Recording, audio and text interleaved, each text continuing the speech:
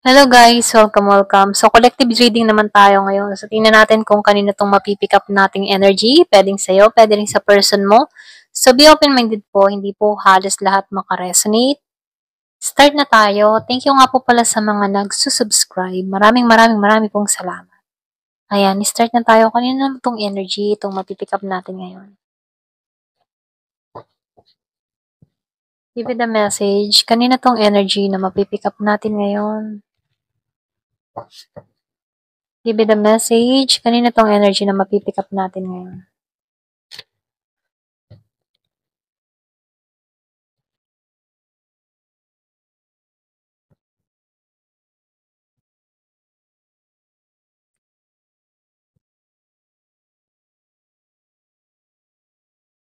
So, lumabas ang Queen of Wands reverse. Ito yung energy niya ngayon, ano? Four of Wands. Meron the Lovers.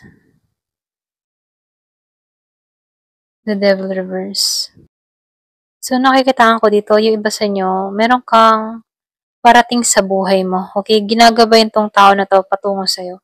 Meron akong nakikitang Gemini, meron akong nakikitang Aries, Leo, Sagittarius, meron Capricorn, Virgo, Taurus, meron din akong nakikitang Scorpio, Cancer, and Pisces. So, halos lahat nandito na. So, meron ditong Gemini, Aquarius, and Libra.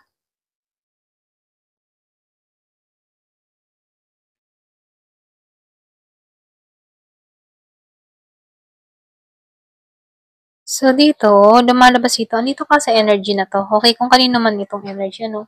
So, lumalabas dito, meron ditong tao na nasa energy ng Queen of Wands reverse. Kumaga nakikitaan ko dito, no. Yung bang tipo na may pagka-rebelde yung energy ng tao na to. So, andito siya sa moment na nagiging matigas ang ulo niya rito. Okay? So, dito, nakikita ko dito na merong pagpapabaya siyang ginagawa sa kanyang sarili. Sobrang nasaktan tong tao na to or pwede rin meron lang siyang pinagdadaanan dito kung bakit niya nararanasan to. Ayan. So, dito, ano lumalabas dito, kaya ganito yung energy niya dito, parang walang gana, walang inspirasyon, tinatamad, nagiging siyang matigas ang ulo, hindi niya inaayos yung sarili niya dito dahil sa pangyayaring ito, okay, sa Four of Wands reverse. So, meron siyang mga pinagdadaanan dito, meron siyang iniisip na tao dito, okay? Pwede rin sabihin na wala pong pagkikita na nangyayari sa kanya rito. Pwedeng meron siyang iniintay na tao, pero mailap to sa kanya or pwede rin umiiwas sa kanya. So, nakikitaan ko dito, hindi niya matagpuan yung tagumpay dito. Okay, ito rin nafe-feel ko, no? So, dito, ramdam ng tao na to yung kawalan. Pero ganun pa man, ano, pwedeng bagong hiwalayan lang to or bagong separation na kung saan, ano, malakas yung impact or masakit yung impact na nangyari sa kanya rito, okay? Pero ganun pa man, ano, sinasabihan ka dito kung kanino mang energy to, kung nasasaktan ka man dito, no? Ito na yung time para baguhin yung energy. I-shift mo yung energy mo, okay? Kailangan mong patatagin yung energy mo or palakasin, okay? So, sinasabihan ka dito maging kang positive, tanggalan mo yung pag-iisip ng mga negatibo dito, okay? So, nakikita ko dito, ito na yung time para sa pagbabago, okay? Ayan. So, nakikita ko dito, no, meron parating sa'yo, kaya huwag kang mag-alala, no, kung ano man yung mga kabiguan, pain na nararamdaman mo mula sa tao na to, kung meron kang kadiling na Aries, Leo, Sagittarius, o pwede rin sabihin energy mo to, Aries, Leo, Sagittarius, ano, sinasabihan ko dito, tanggalan mo to, kasi nakikita ko dito, merong parating sa buhay mo, okay? Yung bagang malapit na to mangyari, ginagabayan tong tao na to patungo sa'yo. So, itong taong parating sa'yo, no, hindi to toxic. Kaya lang dito, hindi ka pa handa sa panibagong relasyon or panibagong pakikipagkasundo, ganyan. Nandito ka sa moment na pwede rin sabihin tinatamad ka o wala kang gana makipag-usap sa kahit sino, okay? So, pero ganun pa man, ano, nakikita ko dito, yung iba sa inyo, hindi ka muna tumatanggap ng bagong relasyon. The more na, yung matipong the more na umayaw ka sa relasyon, the more na merong lumalapit or merong darating sa buhay mo, okay? So, nafe-feel ko dito, merong bago na parating sa'yo na hindi mo to inaasahan. So, nakikitaan ko dito, no, Yung iba sa inyo merong ditong kagaanan na parating sa buhay mo. So, nakikitaan ko dito, matatapos na 'tong mga pagsubok na kinakaharap mo. Yung bigat ng kalooban mo, okay, maging dito sa tao na 'to or kung meron ka mang mga pinagdadaanang iba pa, maliban sa person mo, puwedeng sa kaperahan mo or puwede ring problema sa trabaho 'no, nakikitaan ko ditong maalisan mo 'to. Kung meron kang mga iniindang karamdaman, sakit, mga ganyan ano, nakikitaan ko dito makaka-recover ka dito, okay. Yung iba sa inyo madalas manakit ang ulo mo or puwede ring sabihin meron kang mga nararamdaman, ganyan. So, nafi-feel ko dito matatanggalan mo 'to. So, dito yung iba sa inyo umaasam ka ng justice pero hindi mo pa makamtan, okey? Puwedeng ito yung nagpapabigat ng kalooban mo dito. Pero gano'n pa man ano, nakikitaan ko dito, sinasabihan ka dito, wag mo nang hintayin yung justice ano, kasi andito yung judgment, okey? Kumbaga judgment kay universe. So, hayaan mo na lang si universe yung gumawa ng, parusa dito sa mga taong nagbigay ng betrayal sa'yo, nagawa ng masamang atraso sa'yo, okey? Kumbaga, siya yun na yung hayaan mo na kumilos para sa'yo, okey? So, nakikitaan ko dito, minumungkahi dito na patatagin mo yung lakas mo, okay? Paano mo patatagin yung lakas mo? Kumbaga, mag-focus ka sa sarili mong paglago. So, dito, sinasabihan ka dito, wag mo munang pagtuunan 'tong mga masasakit na nangyari kasi tapos na 'to. So, dito, kailangan mong matutunan kung paano ka lalago, okay? So, sinasabihan ka dito, mag-focus ka sa goal mo, sa mga pangarap mo, or pwede rin sa mga pagkakakitaan mo, okay? So, dito mo na lang i-focus yung energy mo kaysa dito sa taong ito, okay? So, nakikita ko dito, no, yung iba sa inyo, napapabayaan mo na rin yung trabaho mo dahil sa kakaisip mo sa tao na to, no. So, ito na yung time para tanggalan to. Ito na yung time para i-let go to. So, yung kabuuang mensahe dito, sinasabihan ka lang dito na ito na yung time para mag-moving on. Ito na yung time para i-release yung mga dapat i-release na hindi makakabuting energy para sa'yo, okay? So, nakikitaan ko dito, no, hayaan mo yung enerhiya sa'yo, okay? Hayaan mong ibalik mo yung dating ikaw, okay? Yung independent or pwede rin sabihin, yung confident mo, ibalik mo, okay? So, dito na nakikitaan ko dito, once na natanggalan mo na to ng lubusan, no, ikaw mismo ang aayaw sa tao na to. Yung iba sa inyo, umaasa ka pa eh. Umaasa ka pa dito na kailan to darating, kailan to magte-text, kailan to tatawag, mga ganun, no. So, dito, once na natanggap mo na at once na nakita mo na muli yung sarili mo, ikaw na mismo ang hindi makikipagkasundo dito kasi makikita mo lahat ng kamalian ng taong ito na ginawa sa'yo, okay? So, dito, ano, nakikita ko dito, babalik mo muli yung katatagan mo, yung tapang mo. Kumbaga, nakikita ko dito, i-renew ka, okay? I-renew ka sa panibagong ikaw na kung saan may katatagan, may tapang, may lakas ng loob dito sa leon, ano. So, meron ditong leon. Para kang isang leon, okay? Andun yung inner strength mo. Yun nga lang, hindi pa to buhay, okay? Hindi pa nabubuhay yung katatagan mo, katapangan mo. Dahil nananatili ka pa dito sa Queen of Wands, okay, reverse. Andito ka ngayon, ano. Pero ganun pa man, dito ka patungo. Pag nag-heal ka sa connection, may babalik mo muli yung katatagan mo, yung tapang mo. Ikaw na mismo ang hindi na maghihintay dito. Ikaw na mismo ang tatanggi sa taong ito. Ikaw na mismo ang lalayo rito, okay? Kasi darating yung point na matatauhan ka dito, okay? So, tingnan natin pa kung ano pa yung mensahe sa'yo.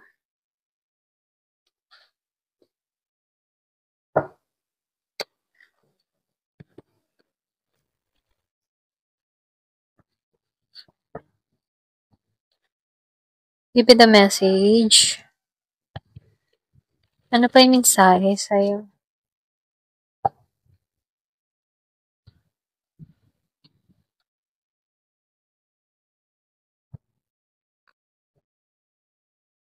Intuition. So, ito yung inaano sa'yo, no? Sundin mo yung kutob mo. Sundin mo yung intuition mo. So, meron akong nakikita ditong malakas yung kutob-kutob, okay? Pwedeng hindi mo pa ito nadi-discover sa'yo. Yung iba sa inyo, malakas ang pakaramdam mo, pero hindi mo sinusunod yung intuition mo, okay? Dito, meron kang inner knowing, inner knowledge. Kumbaga, likas na sa'yo to, or pwede rin sabihin gifted ka sa ganito, okay? Malakas yung pakaramdam, nababasa mo yung tao, or pwede rin sabihin, pwede ka manghula, ganyan, okay? So, nakikita ko dito, no, yung iba sa inyo nararamdaman mo din na bawat mensahe ng kanta, okay, parang meron tong sinasabi sa'yo, okay? Kumbaga, yung himig ng musika, or yung mga lyrics, ano, meron tong mga mensahe na kung saan tumatago sa'yo, okay? Ayan, pasensya na.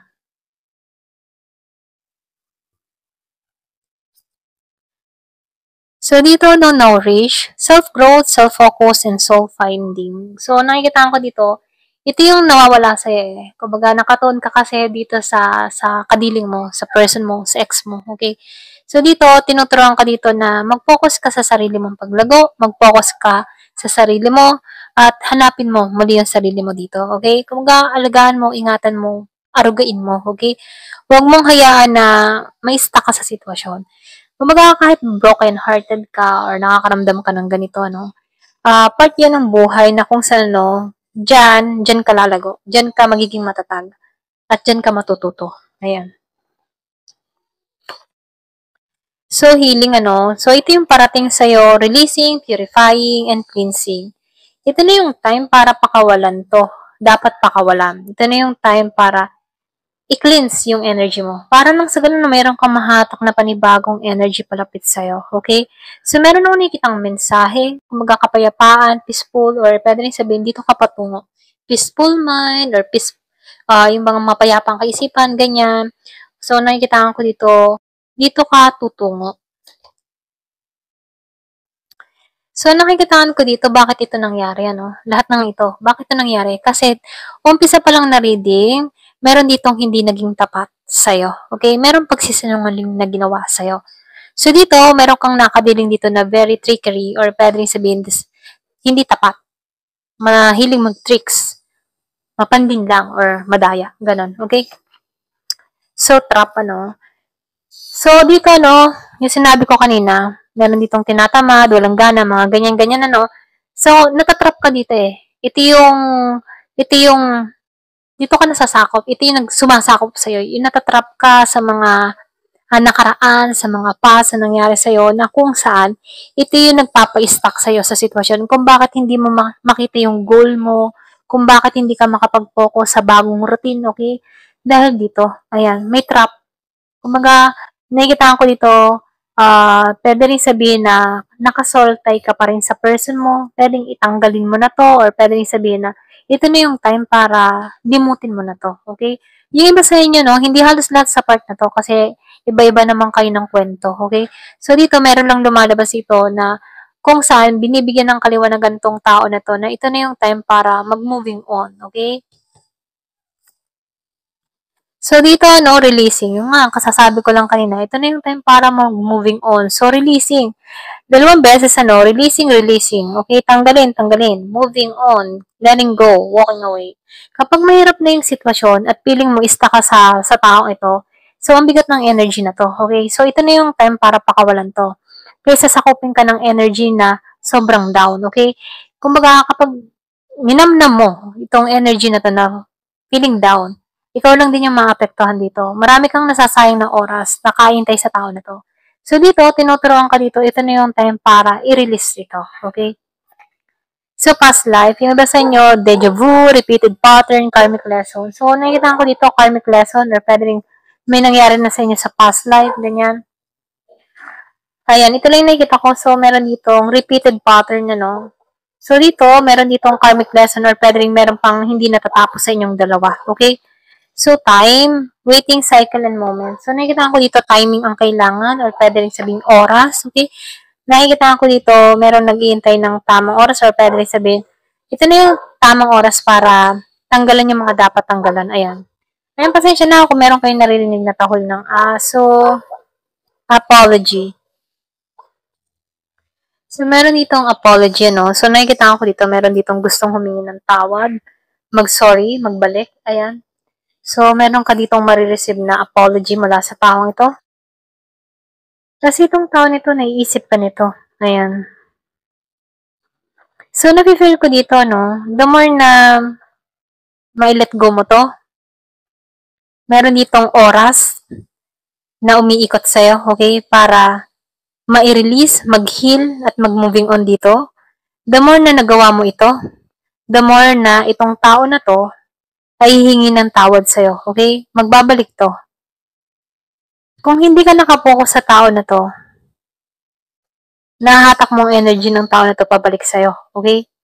So, dito, sinasabihan ka dito, huwag ka dito mag-focus. Kung gusto mo talaga itong tao na to, ipagdasal mo na magbalik sa'yo at magbago. Okay? Kung gusto mo talaga siya.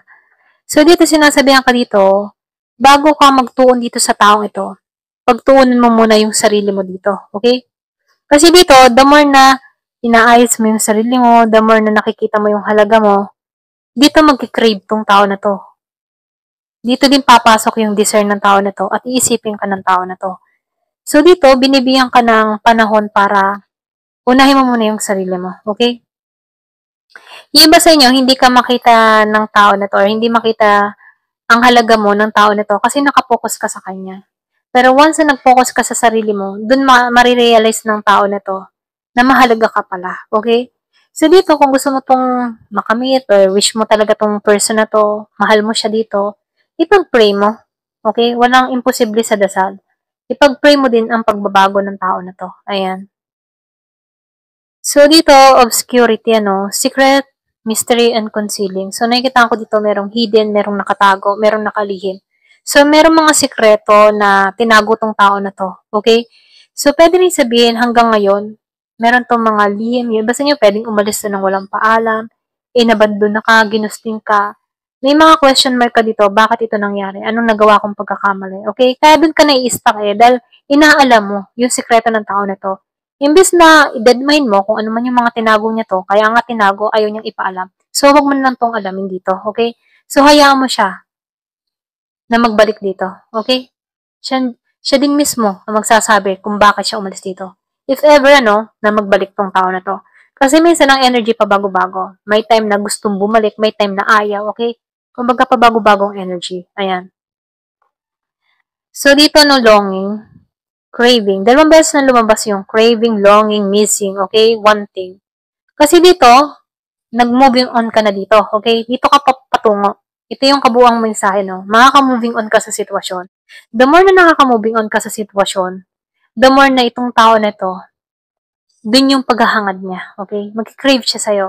Kung ikaw yung mismong message dito sa tao na to, nasasanay itong person mo dito or kadili mo dito na nagme-message ka sa kanya rito, at bigla kang nawala dito, dun yung papasok yung pagtataka. Dun mahanap ng tao yung presensya mo. Hahanapin niya yung presensya mo. Kasi bigla kang nawala. Okay? So, dito, sinasabihan ka dito, kung mahilig siya mag-tricks, i-tricks mo din tong tao na to. Ayan. Karma. So, consequence, cause and effect, and depths. So, nafe-feel ko dito, kung lahat ng mga pagkakamali ng tao na to, meron naman yung consequence. Kung ano man yung mga nagawang pagkakamali sa'yo, tatama din yan sa kanya rito. Okay? May cause and effect The more nag-moving on ka at nakita mo yung halaga mo sa sarili mo, dito marirealize ng tao na to yung desire niya sa'yo. Okay? So, dyan papasok na wala ka ng pake, deadman ka na rito sa tao na to, at dun maiintindihan ng tao na to na miss ka niya. Okay? Dun siya mag-crave sa'yo, dun ka niya hinahanap, the more na nawawala ka na ng tuluyan sa tao na to. At dun papasok yung karma. Okay? Kung ano yung naranasan mo, nararanasan din ng tao na to. Okay? So, timing lang. So, dito may karmic lesson. Kumbaga, meron na kayong past life history ng tao na to. Okay? Pwedeng nilikha muli kayo ngayong generation na to. Ganun. Okay? Kung naniniwala ka sa past life, ganyan. So, pero ganun pa man nakikitaan ko dito, merong consequence and cause and effect. Lahat ng mga ginawa ng tao na to sa'yo. Okay? Kung meron siyang mga atraso, kumbaga may mga kumbaga, yung feeling mo, ikaw yung talagang dihado, So, hayaan mo na lang si God, si universe, yung kumilos para sa'yo. Okay? So, dito, sinasabihan ka dito, sundin mo yung intuition mo. Ayan. Sa bawat hakbang, pagpapasya na gagawin mo. Ayan, hanggang dito na lamang po. Thank you for watching. Love and peace.